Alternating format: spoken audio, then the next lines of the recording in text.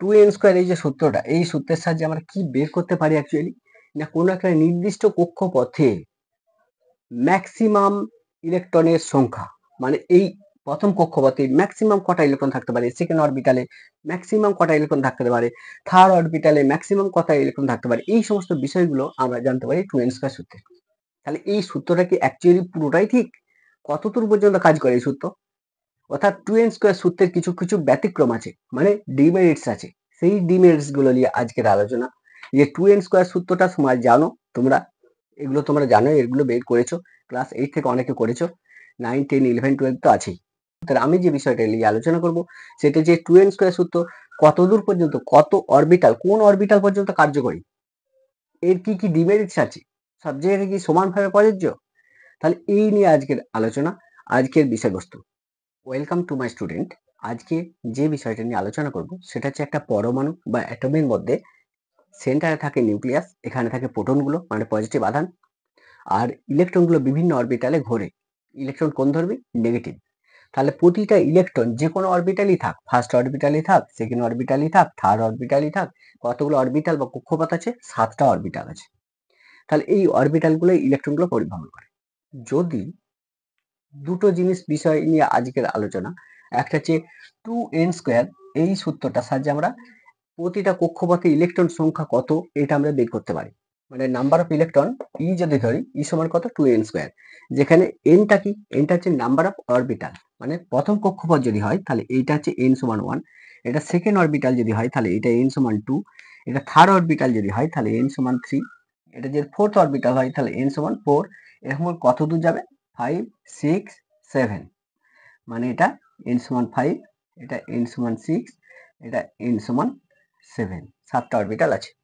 তাহলে এই অরবিটালে ইলেকট্রনগুলো যে ঘোরে, প্রথম দুটো জিনিস সেটা হচ্ছে 2n² সূত্রের সাহায্যে প্রতিটা কক্ষপথে ইলেকট্রন কটা করে আছে সেটা আমরা বের করতে পারি। দেখো ফার্স্ট অরবিটালে কটা থাকবে? ফার্স্ট অরবিটাল মানে n সমান 1, তাহলে ইলেকট্রন কটা থাকবে? না 2 × 1 তার হোল স্কয়ার সমান কত? দুটো। তাহলে প্রথম কক্ষে দুটো ইলেকট্রন থাকে। সেকেন্ড অরবিটালে যদি বলি তাহলে n সমান কত? না 2। এক্ষেত্রে কত হবে ইলেকট্রন? সেকেন্ড অরবিটালে কটা ইলেকট্রন থাকে? না 2n², এটাই হচ্ছে ফর্মুলা। n সমান যে 2 হয় তাহলে কত হবে? 2 × 2 তার হোল স্কয়ার সমান 8টি। তাহলে সেকেন্ড অরবিটালে কটা ইলেকট্রন থাকে? 8টা।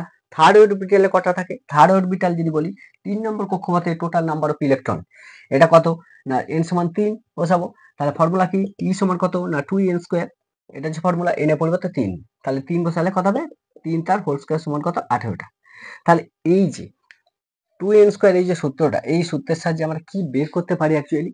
না কোনো একটা নির্দিষ্ট কক্ষপথে ম্যাক্সিমাম ইলেকট্রনের সংখ্যা, মানে এই প্রথম কক্ষপথে ম্যাক্সিমাম কটা ইলেকট্রন থাকতে পারে, সেকেন্ড অরবিটালে ম্যাক্সিমাম কটা ইলেকট্রন থাকতে পারে, থার্ড অরবিটালে ম্যাক্সিমাম কটা ইলেকট্রন থাকতে পারে, এই সমস্ত বিষয়গুলো আমরা জানতে পারি 2n² সূত্রে। তাহলে এই সূত্রটা কি অ্যাকচুয়ালি পুরোটাই ঠিক? কতদূর পর্যন্ত কাজ করে এই সূত্র? অর্থাৎ 2n² সূত্রের কিছু কিছু ব্যতিক্রম আছে, মানে ডিমেরিটস আছে। সেই ডিমেরিটস গুলো নিয়ে আজকের আলোচনা। যে 2n² সূত্রটা তোমরা জানো, তোমরা এগুলো তোমরা জানো, এগুলো বের করেছো, ক্লাস 8 থেকে অনেকে করেছো, 9, 10, 11, 12 তো আছেই। এখন 2n² সূত্রে আমি যে বিষয়টা নিয়ে আলোচনা করব সেটা যে 2n² সূত্র কতদূর পর্যন্ত, কত অরবিটাল, কোন অরবিটাল পর্যন্ত কার্যকরী, এর কি কি ডিমেরিটস আছে, সব জায়গায় কি সমানভাবে প্রযোজ্য? তাহলে এই নিয়ে আজকের আলোচনা, আজকের বিষয়বস্তু। আর একটা জিনিস, এইটা জানতে গেলে তোমাদেরকে যেটা জানতে হবে সেটা হচ্ছে কোয়ান্টাম নাম্বার সম্পর্কে জানতে হবে। দেখো এখানে যে ঘুরছে, ফার্স্ট অরবিটালে কারা ঘুরছে? ইলেকট্রন ঘুরছে। সেকেন্ড অরবিটালে কারা ঘুরছে? এখানেও ইলেকট্রন আছে। থার্ড অরবিটালে এমনি করে যে 7টা অরবিটাল আছে, এই অরবিটালে কারা ঘুরছে? ইলেকট্রন। প্রতিটা ইলেকট্রন কিন্তু ভর এবং ধর্ম একই, বিষয়টা বোঝা গেল? প্রতিটা ইলেকট্রনের ভর এবং ধর্ম প্রত্যেকটা একই, কারণ প্রত্যেকটা ইলেকট্রন নেগেটিভ। ইলেকট্রনের প্রপার্টি কেমন? নেগেটিভ। প্রোটনের প্রপার্টি কেমন? পজিটিভ। তাহলে এর মধ্যে একটা স্ট্যাটিক ইলেকট্রিক ফোর্স কাজ করে, যার ফলে নিউক্লিয়াসকে কেন্দ্র করে ঘোরে। বিষয়টা বুঝতে পারলে? তাহলে আমি বলতে চাইছি যে এই যে কক্ষপথে ঘুরছে ইলেকট্রন, এই কক্ষপথে ঘুরছে ইলেকট্রন, এই কক্ষপথে ঘুরছে এও ইলেকট্রন, এই কক্ষপথে ঘুরছে এও ইলেকট্রন। আমি যদি একটা পরমাণুর মধ্যে, এই পরমাণুটার মধ্যে কোনো একটা নির্দিষ্ট ইলেকট্রনকে, এইটাকে মনে করো আমি ডিনোট করতে চাই, এই ইলেকট্রনটার কথা বলছি, আমি কিভাবে ওই ইলেকট্রনটাকে চিহ্নিত করব? এরা সবাই তো ইলেকট্রন। আমি কি বলতে চাইলাম বোঝা গেল? অর্থাৎ একটা পরমাণুর মধ্যে সব ইলেকট্রনগুলোই ঘুরছে, সব ইলেকট্রনগুলো ধর্ম এবং ভর একই। তাহলে এই ইলেকট্রনগুলোর মধ্যে যদি আমি একটা নির্দিষ্ট করে বলতে চাই এই ইলেকট্রনটার কথা বলছি, তাই এই ইলেকট্রনটাকে আমরা চিনব কি করে? এরা তো সবাই ইলেকট্রন, তাহলে একে কিভাবে ডিনোট করব? তাহলে এইটাকে তাহলে পরমাণুর মধ্যে ঘূর্ণায়মান ইলেকট্রনের যে কোনো একটা, পরমাণুর মধ্যে ঘূর্ণায়মান মানে এরা সবাই ঘুরছে, তাহলে পরমাণুর মধ্যে ঘূর্ণায়মান ইলেকট্রনের যে কোনো একটাকে সঠিকভাবে প্রকাশ করার জন্য যে সংখ্যাগুলো ব্যবহার করা হয় সেই সংখ্যাগুলোকে বলা হচ্ছে কোয়ান্টাম সংখ্যা সমূহ। তাহলে পরমাণুর মধ্যে ঘূর্ণায়মান ইলেকট্রনের যে কোনো একটা নির্দিষ্টকে চিহ্নিত করার জন্য, যে এই ইলেকট্রনটার কথাই বলছি আমি, একে কি নামে ডাকবো, এই যে কিভাবে চিহ্নিত করব, এটার জন্য যে সংখ্যাগুলো ব্যবহার করা হয় সেই সংখ্যাগুলোকে বলা হচ্ছে কোয়ান্টাম সংখ্যা বা কোয়ান্টাম সংখ্যা সমূহ। তাহলে ঘূর্ণায়মান ইলেকট্রনের যে কোনো একটাকে নির্দেশ করার জন্য আমরা 4টে নাম্বার ইউজ করি। এই 4টে নাম্বার যদি ঠিকঠাক মতো প্রয়োগ করা হয় তাহলে পরমাণুর মধ্যে একাধিক ইলেকট্রন থাকলেও যে কোনো একটা ইলেকট্রনকে আমরা নির্দিষ্টভাবে ডিনোট করতে পারবো। এই যে 4টে নাম্বার রয়েছে যেগুলো বলা হচ্ছে কোয়ান্টাম নাম্বার সমূহ, এই 4টে কোয়ান্টাম সংখ্যা কি কি? ফার্স্ট যেটা সেটা হচ্ছে মুখ্য কোয়ান্টাম সংখ্যা বা প্রিন্সিপাল কোয়ান্টাম নাম্বার। সেকেন্ড কি? সেকেন্ড হচ্ছে গৌণ কোয়ান্টাম সংখ্যা বা অ্যাজিমুথাল কোয়ান্টাম সংখ্যা, এটাকে বলা হচ্ছে দ্বিগংশীয় কোয়ান্টাম সংখ্যা। 3 নম্বর কি? চৌম্বকীয় বা magnetic quantum number, magnetic quantum number 3 নম্বর। আর 4 নম্বর যেটা আছে ঘূর্ণায়ন বা স্প্রিং কোয়ান্টাম নাম্বার। তাহলে ঘূর্ণন বা স্প্রিং কোয়ান্টাম নাম্বার, এই 4টে নাম্বার যদি ঠিকভাবে একটা ইলেকট্রনের প্রতি অ্যাপ্লাই করা যায় তাহলে ওই ইলেকট্রনটাকে আমি ডিনোট করতে পারবো। তাহলে ইলেকট্রনগুলোকে ডিনোট করার জন্য 4টে আমাদের সংখ্যা ইউজ করা হয়। এই সংখ্যাগুলোকে বলা হচ্ছে কোয়ান্টাম সংখ্যা। এই 4টে সংখ্যা কি কি? 1 নম্বর হচ্ছে মুখ্য কোয়ান্টাম সংখ্যা বা প্রিন্সিপাল কোয়ান্টাম নাম্বার। নাম্বার 2 যেটা সেটা হচ্ছে গৌণ কোয়ান্টাম সংখ্যা বা দ্বিগংশীয় কোয়ান্টাম সংখ্যা বা অ্যাজিমুথাল কোয়ান্টাম সংখ্যা। 3 নম্বর যেটা সেটা হচ্ছে চৌম্বকীয় বা ম্যাগনেটিক কোয়ান্টাম নাম্বার, চৌম্বকীয় কোয়ান্টাম সংখ্যা বা ম্যাগনেটিক কোয়ান্টাম নাম্বার। আর 4 নম্বর যেটা সেটা হচ্ছে ঘূর্ণন কোয়ান্টাম সংখ্যা বা স্প্রিং কোয়ান্টাম নাম্বার। এই 4টে যে কোয়ান্টাম সংখ্যা আছে এই 4টে যদি অ্যাপ্লাই করা যায় তাহলে ঘূর্ণায়মান ইলেকট্রনের যে কোনো একটাকে নির্দিষ্টভাবে ডিনোট করা যাবে। আজকে যে বিষয়টা আছে সেটা হচ্ছে ফার্স্টের যে প্রিন্সিপাল কোয়ান্টাম নাম্বার, এই জিনিসটা কি অ্যাকচুয়ালি? তাহলে 4টে জিনিস জানতে হবে সঠিক। প্রিন্সিপাল কোয়ান্টাম নাম্বার কি? দেখো তোমরা ছোটবেলায় পড়েছো যে একটা পরমাণুর কেন্দ্রে কি আছে? নিউক্লিয়াস আছে। নিউক্লিয়াসের মধ্যে কি আছে? না প্রোটন আছে। আর কি আছে? নিউট্রন আছে। নিউট্রন তো নিস্তড়িৎ, তাহলে ছাড়ো। তাহলে প্রোটন কোন ধর্মী? না পজিটিভ। এই নিউক্লিয়াসকে কেন্দ্র করে ইলেকট্রনগুলো ঘোরে। ইলেকট্রন কোন ধর্মী? নেগেটিভ ধর্মী। তাহলে ফার্স্টে যে কক্ষপথটা এটাকে কি ধরা হয়? না কে কক্ষ বলা হয়। তোমরা পড়েছো। ফার্স্টের কক্ষপথটাকে আমরা কে ধরি, তারপরেরটাকে এল, তারপরটাকে এম, তারপরটাকে এন, তারপরটাকে ও, তারপরে পি, তারপরে কিউ। এই 7টা অরবিটাল তোমার মনে পড়ছে? তাহলে কে আছে, এল আছে, এম আছে, এন আছে, ও আছে, পি আছে, কিউ আছে, 7টা কক্ষপথ আমরা জানি। এই কক্ষপথগুলোকে নাম্বার করা হয়। যেমন নিউক্লিয়াসের কাছে যে ইলেকট্রনগুলো ঘুরছে, নিউক্লিয়াসের সবচেয়ে কাছে যে ইলেকট্রনগুলো ঘুরছে, এই নিউক্লিয়াসের কাছে যে ইলেকট্রনগুলো ঘুরছে এই কক্ষপথটাকে বলা হচ্ছে ফার্স্ট অরবিটাল বা প্রথম কক্ষপথ। ওই প্রথম কক্ষপথটার জন্য 1 দিয়েছি, তাহলে এটাকে বলা হচ্ছে 1 নম্বর কক্ষপথ। ওই 1 নাম্বারের এন, ওই যে এন আর 1 মানে প্রথম কক্ষপথ 1 হয়েছে। তাহলে প্রথম কক্ষপথ মানে n সমান 1 মানে 1 নম্বর কক্ষপথ। এটাকে বলতে হবে 2 নম্বর কক্ষপথ, এটা 3 নম্বর কক্ষপথ, এটা 4 নম্বর কক্ষপথ, 5 নম্বর কক্ষপথ, 6 নম্বর কক্ষপথ, এটা 7 নম্বর কক্ষপথ। বোঝা গেল আমি কি বললাম? তাহলে 1 নম্বর, 2 নম্বর, 3 নম্বর, 4 নম্বর, 5 নম্বর, 6 নম্বর, 7 নম্বর কক্ষপথ। তাহলে এই 7টা কক্ষপথ। এই যে কক্ষপথগুলোর নামকরণ করা হয়েছে না, 1, 2, 3, 4, 5, 6, 7, এই 1, 2, 3, 4, 5, 6, 7 এই নাম্বারগুলোকে বলা হচ্ছে আমাদের প্রিন্সিপাল কোয়ান্টাম নাম্বার বা মুখ্য কোয়ান্টাম সংখ্যা। তাহলে মুখ্য কোয়ান্টাম সংখ্যা বিষয়টা বোঝা গেল যে ইলেকট্রনগুলো যে 7টা কক্ষপথে ঘোরে, এই 7টা কক্ষপথের প্রত্যেকটার এক একটা নাম্বার আছে।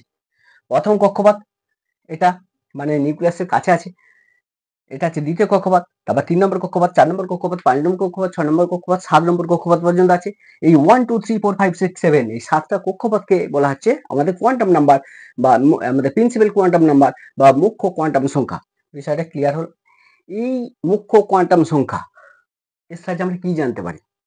মনে করো বলা হলো যে কারো মুখ্য কোয়ান্টাম সংখ্যা মনে করো বলা হচ্ছে যে 2, মুখ্য কোয়ান্টাম সংখ্যা কত না 2। তাহলে 2 মানে কি n সমান 2 অ্যাকচুয়ালি, মানে কোন কক্ষটার কথা বলছে, এল কক্ষটার কথা বলা হচ্ছে। তাহলে মুখ্য কোয়ান্টাম সংখ্যা 2 মানে এল কক্ষর কথা বলা হচ্ছে। যদি 4 বলা হয় তাহলে এন কক্ষের কথা বলা হচ্ছে। তাহলে অ্যাকচুয়ালি এই মুখ্য কোয়ান্টাম সংখ্যার সাহায্যে আমরা কি কি জানতে পারি সেই সম্পর্কে একটু জানা যাক। প্রথম দেখো, মুখ্য কোয়ান্টাম সংখ্যা এর সাহায্যে আমরা জানতে পারি, প্রথম মুখ্য কোয়ান্টাম সংখ্যা মনে করো কারো 1 আর কারো মনে করো 3। তাহলে কেউ 1 আছে আর কেউ মুখ্য কোয়ান্টাম সংখ্যা 3, এই দুটোর মধ্যে পার্থক্যটা কথা, মুখ্য কোয়ান্টাম সংখ্যা 1 মানে এই নিউক্লিয়াসের সবচেয়ে কাছে আছে। তাহলে মুখ্য কোয়ান্টাম সংখ্যা 1, তাহলে এই ইলেকট্রনটা যদি বলি মুখ্য কোয়ান্টাম সংখ্যা 1, তার মানে কি এই ইলেকট্রনটা নিউক্লিয়াসের সবচেয়ে কাছে আছে। এই ইলেকট্রনটার সংখ্যাটা কত, মুখ্য কোয়ান্টাম সংখ্যা মনে করো এর 3, তাহলে কি নিউক্লিয়াস থেকে অনেকটা দূরে আছে। তাহলে মুখ্য কোয়ান্টাম সংখ্যার সাহায্যে আমরা জানতে পারি যে ইলেকট্রনগুলো নিউক্লিয়াসের কাছে আছে না নিউক্লিয়াস থেকে অনেক দূরে আছে, 1 নম্বর। আর কি জানতে পারি, দেখো মুখ্য কোয়ান্টাম সংখ্যা 1 মানে কি এখান থেকে নিউক্লিয়াস থেকে এইটার ব্যাসার্ধ, এটা জানতে পারি। অর্থাৎ মুখ্য কোয়ান্টাম 1 মানে কি বলছি এই ইলেকট্রনটা নিউক্লিয়াসের খুব কাছে আছে, তার মানে কি এর ব্যাসার্ধ সবচেয়ে কম, মানে এর ব্যাসার্ধ যদি r1 ধরি, আর মুখ্য কোয়ান্টাম সংখ্যা 3 মানে কি নিউক্লিয়াস থেকে কি আছে অনেক দূরে আছে, তাহলে এর ব্যাসার্ধটা মনে করো r2 যদি ধরি, তাহলে r2 গ্রেটার দেন r1। অর্থাৎ মুখ্য কোয়ান্টাম সংখ্যার সাহায্যে আর কি জানতে পারছি, যে নিউক্লিয়াস থেকে কত দূরে আছে, 1 নম্বর, কাছে আছে না দূরে আছে এটা জানা যায়। 2 নম্বরে কি জানা যায়, যে ওই ইলেকট্রনটার ব্যাসার্ধ, অর্থাৎ সেই যে নিউক্লিয়াসকে কেন্দ্র করে ঘুরছে এই ব্যাসার্ধটা জানা যায়। একটা বৃত্তের ব্যাসার্ধ জানো তোমরা, বৃত্তের ব্যাসার্ধ মানে কেন্দ্র থেকে পরিধির দূরত্ব, এটা হচ্ছে ব্যাসার্ধ। ব্যাসার্ধকে ইংলিশে বলা হচ্ছে রেডিয়াস, প্রথম অক্ষরটা আর, ওই জন্য ব্যাসার্ধকে আর দিয়ে ডিনোট করা হয়। বিষয়টা ক্লিয়ার হলো? আচ্ছা দেখো, তাহলে আমি জানতে পারলাম যে ওই ইলেকট্রনটার ব্যাসার্ধ কত, মানে কত ব্যাসার্ধকে কেন্দ্র করে ঘুরছে নিউক্লিয়াস। ব্যাস। 3 নম্বর কি জানতে পারি, নিউক্লিয়াসের যে কাছে আছে তার ব্যাসার্ধটা সবচেয়ে কম। অর্থাৎ তোমাকে মনে করো একটা গোল মাঠ আছে, সেই মাঠের ঠিক কেন্দ্রের কাছাকাছি মানে সেন্টারের কাছে নিয়ে যাওয়া হলো, কে বললো রাউন্ড কাপ, আর তুমি রাউন্ড দিতে শুরু করলে, যে পরিমাণ এনার্জি লাগবে, এবার তোমাকে বলা হলো যে ওই সেন্টারের কাছে নয়, একবারে চলে আয় পরিধির কাছে। তাহলে পরিধির কাছে যখন, অর্থাৎ যদি একটা বস্তুকে যদি সেন্টারের কাছে ঘোরানো হয়, যে পরিমাণ এনার্জি লাগবে, যদি এটা পরিধির কাছে ঘোরানো হয় তাহলে কি হবে, পরিধি বরাবর ঘোরানো হয় তাহলে কি হবে, বেশি পরিমাণ এনার্জি লাগবে। অর্থাৎ নিউক্লিয়াস থেকে যত দূরে ইলেকট্রনটা থাকবে তত ইলেকট্রনটা ঘোরার জন্য বেশি পরিমাণ শক্তির প্রয়োজন। আমি কি বললাম বোঝা গেল?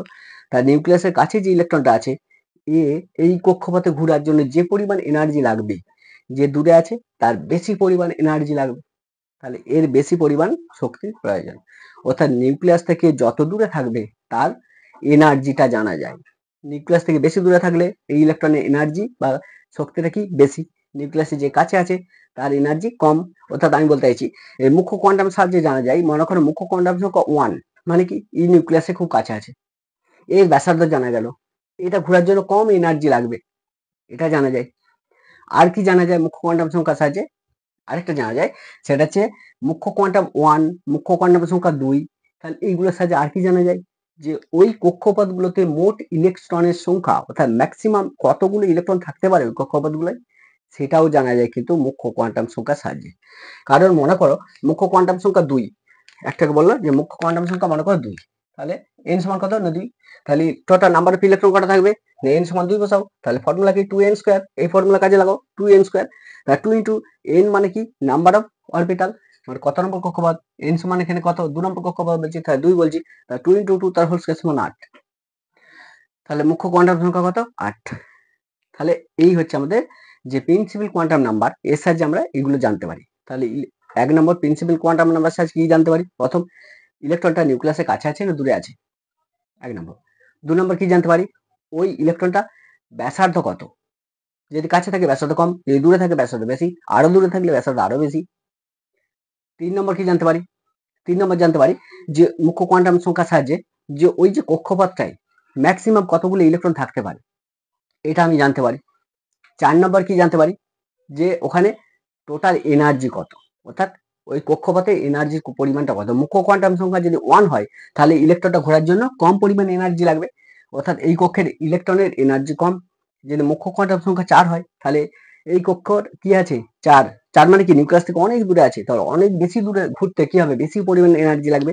তাহলে মুখ্য কোয়ান্টাম সংখ্যা 4 মানে কি ওই ইলেকট্রনটা নিউক্লিয়াসকে কেন্দ্র করে ঘুরতে বেশি পরিমাণে এনার্জি লাগবে, তাহলে এই ইলেকট্রনের এনার্জি কি বেশি। তাহলে এই টোটাল বিষয়গুলো কিন্তু আমি জানতে পারি এই মুখ্য কোয়ান্টাম সংখ্যার সাহায্যে। এবার কতগুলো জিনিস দেখো, সেটা হচ্ছে এই ডিমেরিট গুলো একটু দেখে নাও। দেখো আমার মূল ফর্মুলা কি, মুখ্য কোয়ান্টাম সংখ্যার সাহায্যে ইলেকট্রন বের করা। তার মূল ফর্মুলা কি, ইলেকট্রন যে কোনো একটা কক্ষপথে ইলেকট্রন বের করার মূল ফর্মুলা হচ্ছে নাম্বার অফ ইলেকট্রন যে কোনো একটা অরবিটালের নাম্বার অফ ম্যাক্সিমাম ইলেকট্রন ই সমান কত 2n², এটা হচ্ছে ফর্মুলা। এখন একটা জিনিস দেখো, যে প্রথম কক্ষপথ যদি বলি ফার্স্ট অরবিটাল, সেক্ষেত্রে কথা বলবো n সমান কত 1, তাহলে ই সমান কত 2 × 1 n², এটা ফর্মুলা। তাহলে 2 × 2 1 তার হোল স্কয়ার সমান 2। এবার মনে করো বলা হয় যে মুখ্য কোয়ান্টাম সংখ্যা 2, তাহলে মুখ্য কোয়ান্টাম সংখ্যা 2 মানে কত, n সমান কত না 2, তাহলে এই 2 নম্বর কক্ষপথে ইলেকট্রন কতগুলো ধরবে না 2n², এটাই ফর্মুলা। তাহলে এই ফর্মুলায় বসাবো 2 × n সমান কত না 2, তাহলে 2 তার হোল স্কয়ার সমান কত 8টা।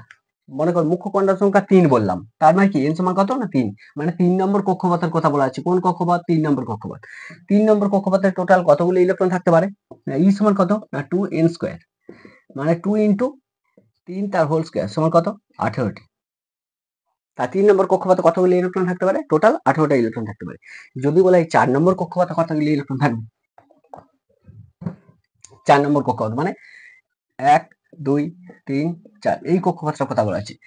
n সমান কত না 4, ফর্মুলা কত, টোটাল ম্যাক্সিমাম ইলেকট্রন 4 নম্বর কক্ষপথে কতগুলো থাকতে পারে, অর্থাৎ মুখ্য কোয়ান্টাম নাম্বার মানে মুখ্য কোয়ান্টাম সংখ্যা 4 যদি হয়, টোটাল নাম্বার অফ ইলেকট্রন কত হবে না 2n² সমান কত না 2 × 4 তার হোল স্কয়ার সমান 32। বিষয়টা বোঝা গেল। তাহলে দেখো 1 থেকে 1 2 3 4 পর্যন্ত কিন্তু 2n² সূত্রটা ঠিকঠাক মেনে চলছিল। যদি বলা হয় যে 5 নম্বর মানে n সমান 5, মানে 5 নম্বর কক্ষপথে এখানে ইলেকট্রনটা কত, এই 5 নম্বর কক্ষপথে ম্যাক্সিমাম নাম্বার অফ ইলেকট্রন, 5 নম্বর কক্ষপথে কতগুলো ইলেকট্রন থাকতে পারে, সেই ফর্মুলা কি, আমরা এই ফর্মে যদি যাই তাহলে কত হবে না 2 × n² এর সমান কত 2 × 5 তার হোল স্কয়ার সমান কত 5 5 25 25 2 50।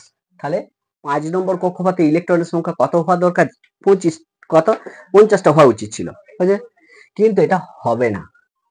তাহলে 2n² সূত্র এই পর্যন্ত আর খাটে না। তাহলে 2n² সূত্র কত দূর পর্যন্ত কাজ করছে না, দেখো 1 নম্বর কক্ষপথে কটা থাকে, দুটো, ঠিক আছে থাকবে, 2n² সূত্র সঠিক কাজ করেছে। 2 নম্বর কক্ষপথে 8টা, 3 নম্বর কক্ষপথে 18টা, 4 নম্বর কক্ষপথে 32টা, এই পর্যন্ত আমাদের 2n² যে লটা, যে সূত্রটা, এটাও কিন্তু কাজ করবে। 5 6 7 এখানে কিন্তু 2n² সূত্র আর কাজ করবে না, কারণ 5 নম্বর কক্ষপথ, 6 নম্বর কক্ষপথ, 7 নম্বর কক্ষপথ, এই কক্ষপথে কিন্তু 2n² সূত্র কাজ হয় না। দেখো এখানটা যে 5 নম্বর, তাহলে n সমান 5, n সমান 5, আর কি n সমান 6, আর কি n সমান 7, এই যে প্রিন্সিপাল নাম্বারগুলো আছে না 5 6 7, এখানে 2n² সূত্র কার্যকর হয় না এই তিনটাতে, কারণ এই কক্ষপথগুলোর সংখ্যাটা বেশি হতে পারে, এই ফর্মুলা অনুযায়ী সংখ্যা বেশি হচ্ছে ইলেকট্রনের, কিন্তু এই 5 নম্বর অরবিটাল, দেখো 5 নম্বর কক্ষপথ, 6 নম্বর কক্ষপথ, 7 নম্বর কক্ষপথ, এখানে ম্যাক্সিমাম 32টা ইলেকট্রন থাকতে পারে। কটা থাকতে পারে, 32টার বেশি ইলেকট্রন থাকবে না। তাহলে 2n² সূত্র কত দূর পর্যন্ত ঠিকঠাক কাজ করলো, 4 নম্বর অরবিটাল পর্যন্ত সঠিক কাজ করছে। 5 নম্বর অরবিটালে 2n² সূত্র আর কাজ করবে না। 5 6 7 এই তিনটে অরবিটালে ম্যাক্সিমাম নাম্বার অফ ইলেকট্রন সংখ্যা কত 32, এটা একটা ডিমেরিটস। তাহলে এটা কিন্তু একটা ব্যতিক্রম, 2n² সূত্র এখানে আর কাজ করে না। তাহলে 2n² সূত্র কাজ করে কত 4 নম্বর পর্যন্ত, 5 6 7 কাজ করে না। এই 5 6 7 এ যতগুলো ইলেকট্রন ধরুক 2n² অনুযায়ী এখানে 32 এর বেশি ইলেকট্রন থাকবে না। আর কি আছে, এটা হচ্ছে 2n² সূত্রের ফার্স্ট ডিমেরিট। সেকেন্ড ডিমেরিট কি, সেকেন্ড ডিমেরিট হচ্ছে শেষ কক্ষপথটা যতগুলো ইলেকট্রনই থাকুক 8টার বেশি ইলেকট্রন ওখানে থাকবে না। তাহলে যে কোনো একটা পরমাণুর শেষ কক্ষপথে কখনো 8টার বেশি ইলেকট্রন থাকবে না। শেষ কক্ষপথ মানে এখানে 20টা হোক 18টা হোক যাই হোক 2n² অনুযায়ী এখানে 2n² সূত্র কাজ করবে না। যে কোনো একটা পরমাণুর শেষ কক্ষপথে 8টার বেশি ইলেকট্রন থাকবে না। আর একটা ডিমেরিট কি, আরেকটা ডিমেরিট, সেটা হচ্ছে এই যে লাস্ট অরবিটাল, এই লাস্ট অরবিটালটার, এটা মনে করো লাস্ট অরবিটাল, এখানে 8টার বেশি ইলেকট্রন থাকবে না, বুঝতেই পারছো। এই লাস্ট অরবিটালে ঠিক আগের অরবিটালে 18টার বেশি ইলেকট্রন থাকবে না। এটা হচ্ছে একটা 2n স্কয়ার সূত্রের ডিমেরিট, মানে আমাদের ব্যতিক্রম। তাহলে 2n স্কয়ার সূত্রের ব্যতিক্রম তিনটে পাওয়া গেল। এক কি, 2n স্কয়ার সূত্র 1, 2, 3, 4, এই চারটে অরবিটাল বা কক্ষপথের ক্ষেত্রে 2n স্কয়ার সূত্র কার্যকরী। 5 নম্বর কক্ষপথ, 6 নম্বর কক্ষপথ, 7 নম্বর কক্ষপথে আমাদের 2n স্কয়ার সূত্র কাজ করে না। এই 5, 6, 7 নম্বর কক্ষপথে টোটাল নাম্বার অফ ইলেকট্রন কটা, 32টা থাকবে, মানে 5এও 32টা, 6এও 32টা, 7এও 32টা থাকবেই, এর বেশি হলেও কিন্তু হবে না। ঠিক আছে, তাহলে 2n স্কয়ার সূত্র 5, 6, 7 এই অরবিটাল গুলোর জন্য কার্যকরী হয় না। 1 নম্বর ডিমেরিট। 2 নম্বর ডিমেরিট কি, 2 নম্বর ডিমেরিট হচ্ছে বলছে শেষ অরবিটালে যতগুলো ইলেকট্রন ধরুক 8টার বেশি থাকবে না, অর্থাৎ যে কোনো একটা পরমাণু শেষ কক্ষপথে 8টার বেশি ইলেকট্রন থাকতে পারে না। এটা হচ্ছে 2n স্কয়ার সূত্রের একটা ব্যতিক্রম বা ডিমেরিট। 3 নম্বর ডিমেরিটটা কি না, 3 নম্বর যে ডিমেরিট সেটা হচ্ছে লাস্ট অরবিটালে কটা থাকবে ইলেকট্রন, 8টা, 8টার বেশি থাকবে না। তার ঠিক আগের অরবিটাল, অর্থাৎ লাস্ট কক্ষপথে যদি 8টা থাকে, এখানে মনে করো কটা থাকবে, 8টার বেশি থাকবে না। তার ঠিক আগের অরবিটালে 18টার বেশি ইলেকট্রন থাকতে পারে না। এইটাও কিন্তু আমি 2n স্কয়ার সূত্রের একটা ডিমেরিট। বিষয়টা বোঝা গেল আমি কি বলতে চাইলাম। এই টোটাল বিষয়টা সকলে জেনে রাখা ভালো, যারা বাচ্চাদের পড়াও তারাও একটু জেনে রাখো পুরো বিষয়টা। আমরা তো জানি যে এই সূত্র কতদূর কাজ করে, কতদূর কাজ করে না, কোনখান থেকে কাজ করে না, সেটা একটু জেনে রাখো। 12-এর যারা আছো তারা তো জানতেই পারছো কেমিস্ট্রিটা আছে, আর যারা ক্লাস 11 আছো তারাও জানো যে এটা কেমিস্ট্রিতে ছিল। আর নিট পরীক্ষা যারা দিবে তাদের একটু এই বিষয়টা, একটু কনসেপ্টটা ক্লিয়ার রাখা ভালো। ঠিক আছে, তাহলে আজকে এই পর্যন্ত একটা ছোট ভিডিও তোমাদের সবার জন্য করলাম। Thank you. হ্যালো এভরিওয়ান, আজকে যে বিষয় সেটা হচ্ছে প্ল্যাঙ্কের কোয়ান্টাম থিওরি। এর আগের দিনে যেটা হয়েছে ম্যাক্সওয়েলের তড়িৎচুম্বকের তরঙ্গ তত্ত্ব। তাহলে বিজ্ঞানী ম্যাক্সওয়েল তড়িৎচুম্বকের তরঙ্গ তত্ত্বে কি বলেছিলেন, বলছিলেন যে যখন এটা মনে করো একটা বস্তু, এটা যদি একটা বস্তু হয়, তাহলে বিজ্ঞানী ম্যাক্সওয়েল কি বললো, বলছে বস্তু কর্তৃক শক্তির শোষণ বা বিকিরণ নিরবিচ্ছিন্ন বা কন্টিনিউয়াস ঘটবে। অর্থাৎ কোনো বস্তু যদি শক্তি শোষণ করে তাহলে তরঙ্গের আকারে নিরবিচ্ছিন্ন ভাবে শোষণ করে করে যাবে।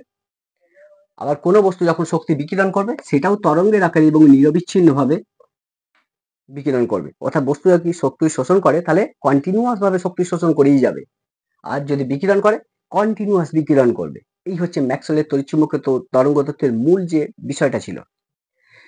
বিজ্ঞানী ম্যাক্স প্ল্যাঙ্ক কি বললেন, এইটা, এই যে ম্যাক্সওয়েলের তড়িৎচুম্বকীয় তরঙ্গ তত্ত্ব, এই ম্যাক্সওয়েলের তড়িৎচুম্বকীয় তরঙ্গ তত্ত্বে কিন্তু এই যে ঘটনাটা বিজ্ঞানী ম্যাক্সওয়েল দিয়েছিলেন, এই তত্ত্বের থেকে কিন্তু ব্ল্যাক বডি রেডিয়েশন, অর্থাৎ কৃষ্ণ বস্তুর যে বিকিরণ এবং আলোক তড়িৎ ক্রিয়া, এই দুটো ঘটনা কিন্তু ম্যাক্সওয়েলের তড়িৎচুম্বকীয় তরঙ্গ তত্ত্ব থেকে ব্যাখ্যা করা যায় না। তাহলে ম্যাক্সওয়েলের তড়িৎচুম্বকীয় তরঙ্গ তত্ত্ব দুটো জিনিস ব্যাখ্যা করতে পারেনি এই থিওরির সাহায্যে। কিটা না, ব্ল্যাক বডি রেডিয়েশন বা কৃষ্ণ বস্তুর বিকিরণ আর আলোক তড়িৎ ক্রিয়া, এইগুলো কিন্তু ব্যাখ্যা করা যায়নি ম্যাক্সওয়েলের তড়িৎচুম্বকের তরঙ্গ তত্ত্ব থেকে।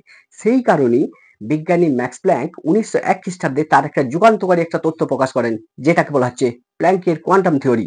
বলছে এই থিওরির সাহায্যে ম্যাক্সওয়েলের তড়িৎচুম্বকীয় তত্ত্বে যেগুলো ব্যাখ্যা করা যায়নি, এই যে ব্ল্যাক বডি রেডিয়েশন, কৃষ্ণ বস্তুর বিকিরণ আর আমাদের আলোক তড়িৎ ক্রিয়া বা ফটো ইলেকট্রিক এফেক্ট, এই দুটোকে সুন্দরভাবে ব্যাখ্যা করা গেল আমাদের ম্যাক্স প্ল্যাঙ্কের কোয়ান্টাম থিওরির সাহায্যে।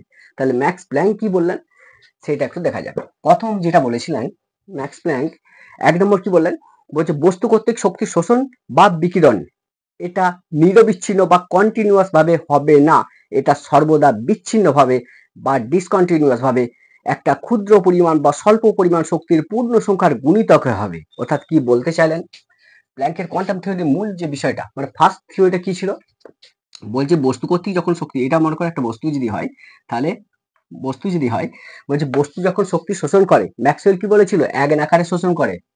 ম্যাক্স প্ল্যাঙ্ক কি বললো, বলছে ম্যাক্স প্ল্যাঙ্ক বলছে এক নাকারে শোষণ করবে না, বস্তু যখন শক্তি শোষণ করবে কিছুটা ডিসকন্টিনিউয়াস, মানে ছাড়া ছাড়া, মানে একবার শোষণ করলো, একবার শোষণ করলো না, একবার শোষণ করলো, একবার শোষণ করলো না, এইরকম কিছুটা ছাড়া ছাড়া যখন বিকিরণ করবে সেটাও কিন্তু ডিসকন্টিনিউয়াস ভাবে বিকিরণ করবে। তাহলে মূল বিষয়টা হচ্ছে এটা মনে কর বিকিরণ, এটা শোষণ, তাহলে বস্তু যখন শক্তি শোষণ করে তখন কেমন হবে, বলছে কন্টিনিউয়াসলি ভাবে শোষণ করবে না, যেটা ম্যাক্সওয়েল কি বলেছিল, বস্তু শক্তি শোষণ করলে যখন শোষণ করবে তখন কন্টিনিউয়াস শোষণ করবে। ম্যাক্স প্ল্যাঙ্ক কি বলছে, বলছে বস্তু যদি শক্তি শোষণ করে তখন কন্টিনিউয়াস শোষণ করবে না, মানে এক নাগারে শোষণ করবে না, কিছুটা ছাড়া ছাড়া।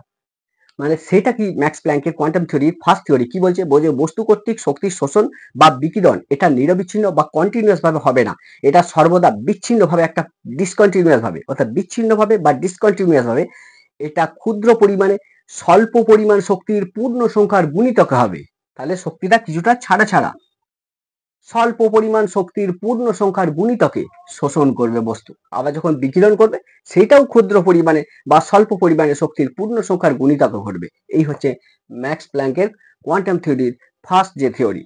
তাহলে সেকেন্ড থিওরিটা কি বললেন, সেকেন্ড থিওরিটা বলবে যে এই স্বল্প পরিমাণ শক্তি যেটা বস্তু কর্তৃক পূর্ণ সংখ্যার গুণিতকে শোষিত বা বিকিরিত হচ্ছে, এই স্বল্প পরিমাণ শক্তিকে বলা হচ্ছে কোয়ান্টাম।